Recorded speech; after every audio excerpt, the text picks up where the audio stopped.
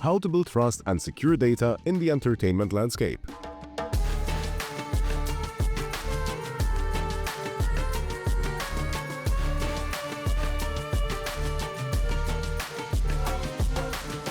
I'm here today to host a very, very interesting panel on media platforms and user data.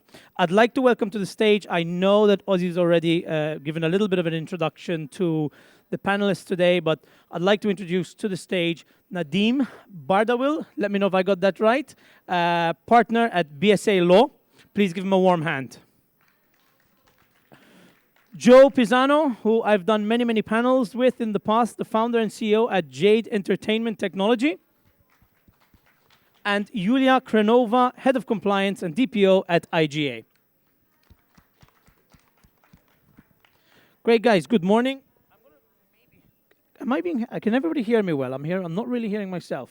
Yep, fantastic. Sorry. Okay, guys, great. Good morning. Thank you very much. Really, really good to be here. Excited to host the first panel at the AIBC or Sigma Dubai. Definitely one of my favorite expos of the year. A lot of talent, a lot of decision makers get together over here.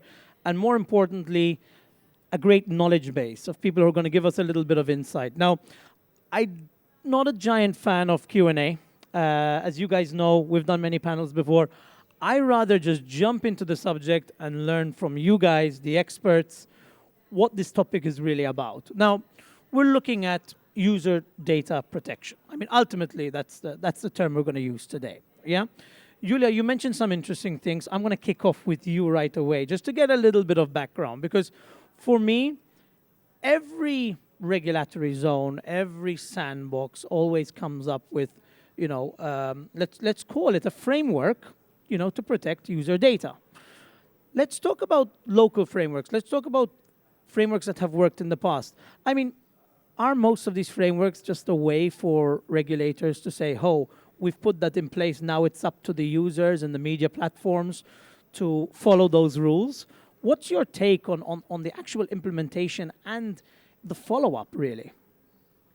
Well, it really depends what region we're discussing. It's very difficult to navigate through the regulatory environment here in the Middle East, simply because as a person operating mostly on the European market, I believe, a little bit spoiled from the regulatory perspective, because we have the unified regulations applying to the majority of the industries, including entertainment.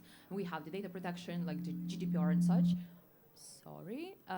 Here in the Middle East, the regulatory landscape is not consistent. So it's quite difficult to understand how to apply the rules, and the majority of the operators and the enterprises, especially operating cross-border, have to rely on the best practices or somehow use the cultural appropriation and copying the data to maintain it here in the territory of the Emirates. And the way how you do this in future pretty much depends on the setup of the expertise and the setup of the companies moving to operate on this market.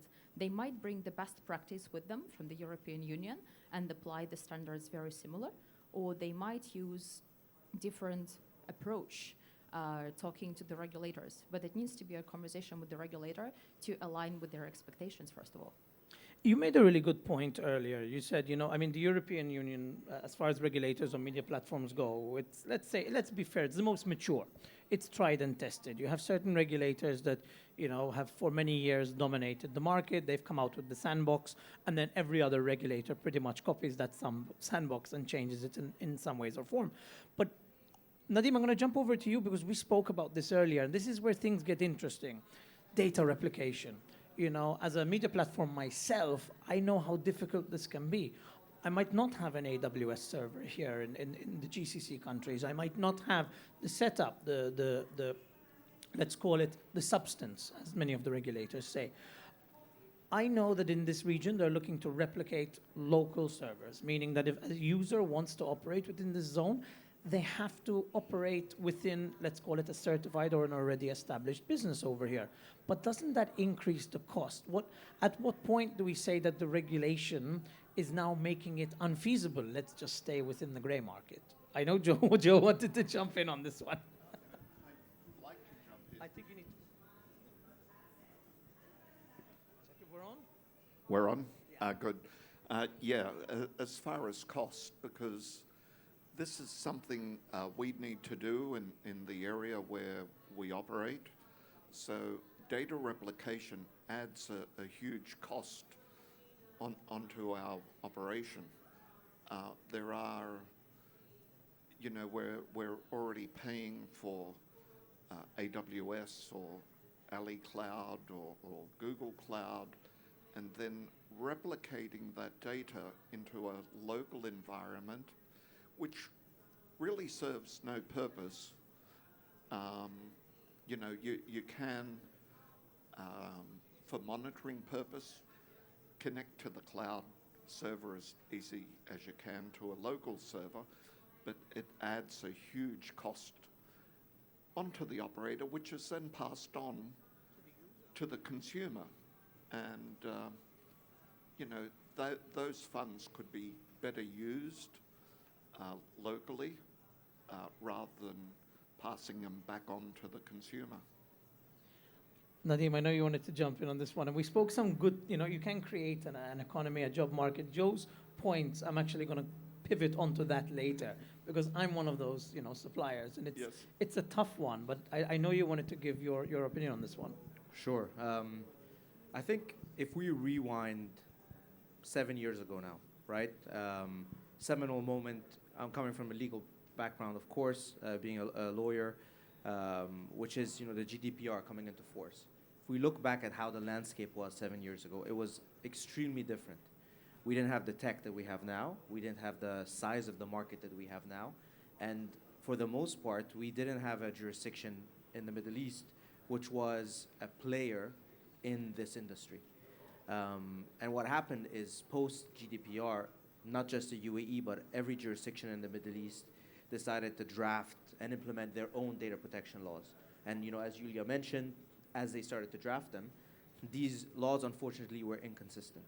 So coupled with this, and coupled with the fact that the region started to become a hub, they then started to say, well, how can we monetize this? Exactly to your point, how can we create jobs?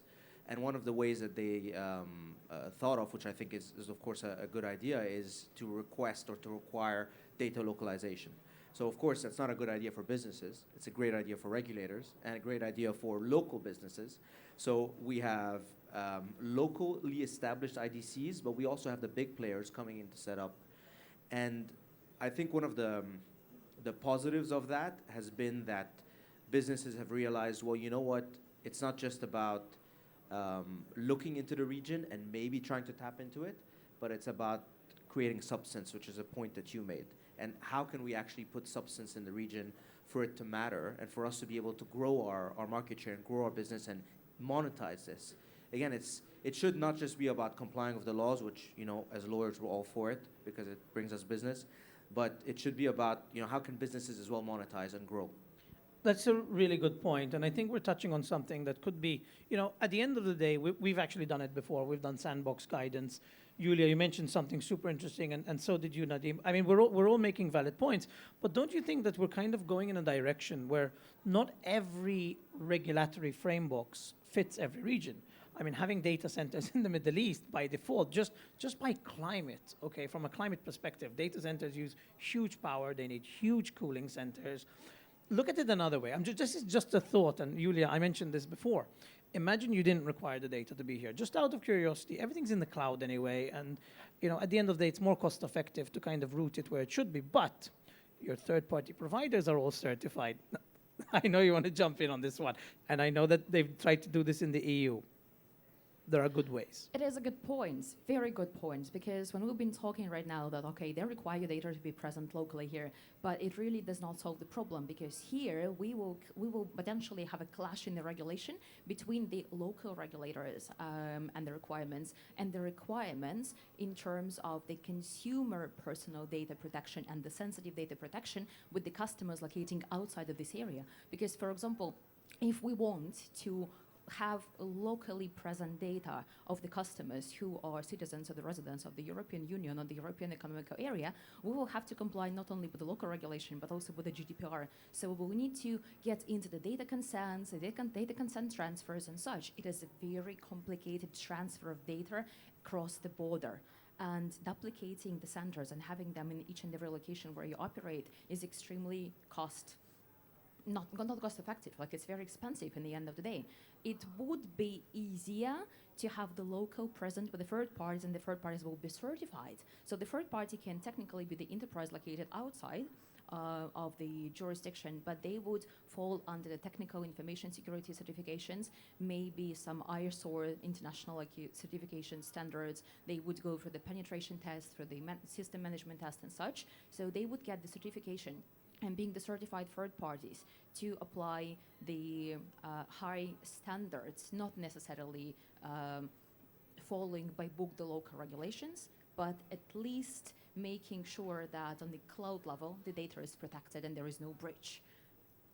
Well, that's exactly it, right? I mean, and if we could all go cloud at the end of the day, and we know that certain, let's say, users or customers, depending on their geolocation, are kept within a certain instance, it's easier to segregate cloud data than to have, bare metal racks in every region, right? That's ultimately the problem. And Joe, you mentioned this before. I've got my team here, and one of my favorite things to do is figure out how to cut our hosting bill, because AWS is so expensive. I don't know if you guys know, but, running a platform today of any type in cloud is a major investment and expense. I mean, most of these cloud providers, they come to you and they go, oh, here's $100,000 grant, here's $200,000 grant. When you think about it, when these providers are giving you such a grant, imagine what the actual bill is going to look like at the end of the day. But Joe, we're speaking about the Middle East. We're speaking about, we spoke about Asia a little bit, and I want to touch on all of it because, Asia is very different when it comes to, data protection. I think they're a little bit more lenient. I'm going to use that word, but please correct me if I'm wrong. What is the fundamental difference? What are they doing in Asia that's making the market so big? Because at the end of the day, I mean, if you look at the market in Asia, it's 7x anything else in the world, Yes. right? So what is working there that maybe regulators in the Middle East and in Europe should look at and say, that's clearly working? Traditionally, they're more, let's call it regimented regulators. So why does it work there? And then we are so strict in Europe and now the Middle East. In Asia, they look at the ownership of the data rather than the user of that data. So the consumer is the owner of that data. As long as the consumer provides permission to use that data, you have an opt-in, opt-out method in Asia, and they can either opt in for the operator to use their data or opt out where they can't use. Most of the time they opt in because by opting in they get more benefit from the use of that entertainment platform. And this is whether it's social media or streaming or Netflix, it can be any entertainment platform. If you have a hard line on the use of that data, it's actually the consumer that suffers in a long run. And you've got to also think that the provider or the operator is not an island. They have APIs that need to go out to payment providers, out to KYC providers, out to AML. So you've got all these APIs that need to access this data. They may not all be in the same building or the same country. So there needs to be flexibility around the use of that data. That makes it really interesting because ultimately what you end up having, I think, and I always say this, overregulation leads to grey and black markets. That's the ultimate saying that I've stuck by for the last nearly 20 years in this industry. What I see happening here is the moment you say, okay, these are the select group of providers you can use to monitor, to maintain, to secure your data, you're by default not necessarily choosing the best providers because you're restricting that market to a very small market. So on the provider side, I agree with some level of certification, some level of approvals, saying that, let's not increase the cost for the user. Let's go cloud, but everyone I'm going to use or everyone who's going to touch this data is certified in one way or form. But then in reverse, you mentioned it as well, Joe, and I know Yuliya, you mentioned it before. What about taking, Nadim, this one's for you. This is more a regulatory question. If you look at the Isle of Man, right, and then as one of the bigger regulators out there, what do we do when, those kind of jurisdictions say, hey, we're going to make someone responsible, someone in country. Someone has to be there. Someone has to be the director. You need the substance. You create the jobs. You need maybe 3 people. We're seeing this in Caribbean markets now that are actually responsible for the product. So we don't care if you have a bare metal server here, but someone's going to bite the bullet if anyone breaks this rule. What about that approach? Do you think the Middle East will say, because I think personally, that's going to generate more local income than a local server, because that money is going back to Amazon and that money is going back to Google somewhere in the States or in the Caribbean. It's not staying local. Okay, you're going to create a certain amount of jobs, but let's say directors, admins, MLROs, those jobs will create income and they'll also increase the knowledge base. An opinion that I'd love to hear from you, Nadim. Right. No, it's a good point. And there are requirements to have certain individuals that say whether it's a DPR or a DPO in many different Middle Eastern jurisdictions. And I'm saying that why? Because we also need to remember that the UAE's data protection law is still incomplete. So there are executive regulations to this law that have to be passed, which have not been issued yet. And until these are issued, then the law actually remains sort of in a standstill, meaning every single company that's operating in the UAE, you're not necessarily obligated to comply with this law yet. But you are in other Middle Eastern jurisdictions.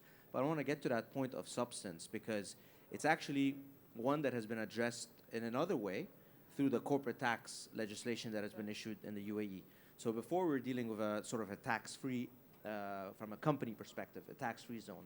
And now we're not anymore. And what that has done is that has made companies look at the UAE in a different light to say, well, actually, I need to have substance here because there's corporate tax and I need to be able to make filings, number one.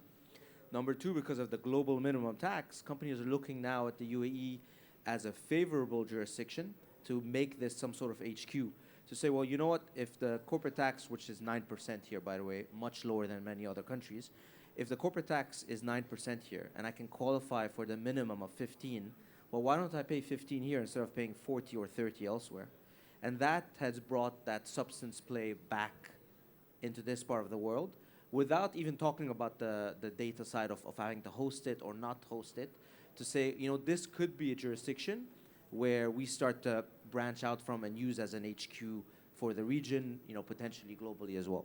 That's a really valid point. And I can tell you one country that's done this really well because we're based in Cyprus and that's exactly what they've done. Basically, they've come in, they've introduced a fantastic corporate tax rate. It's strong for Europe, it's 12.5.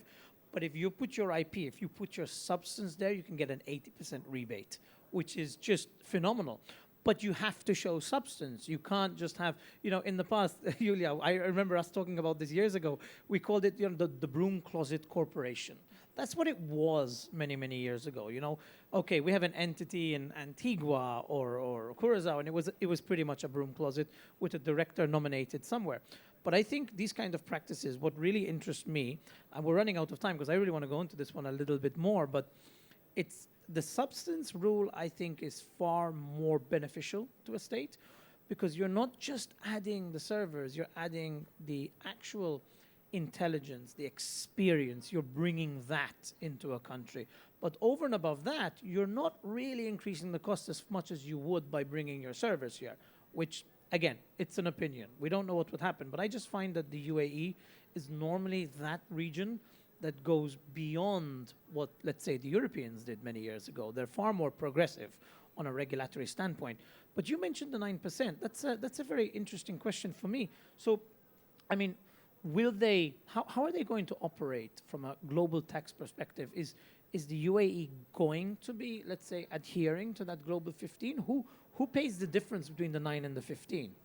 So locally, there will be 9% for the foreseeable future, but certain companies which fall into a certain bracket can opt to pay the full 15 here. Okay. Which means that it incentivizes them to say, well, you know what, I'm going to actually create more substance here. I'm going to put my R&D here. I'm going to put, you know, some of the more technical IP creating side of jobs here, because I know that whatever I'm creating here and what I'm generating here, I get to pay at this 15% lower threshold than I would pay in another jurisdiction. That's really interesting. But Joe, I want to jump onto Asia on this one because I know that the tax rates in Asia, they vary a lot. Correct. And I mean, I know the Philippines is a major market for let's say the entertainment industry.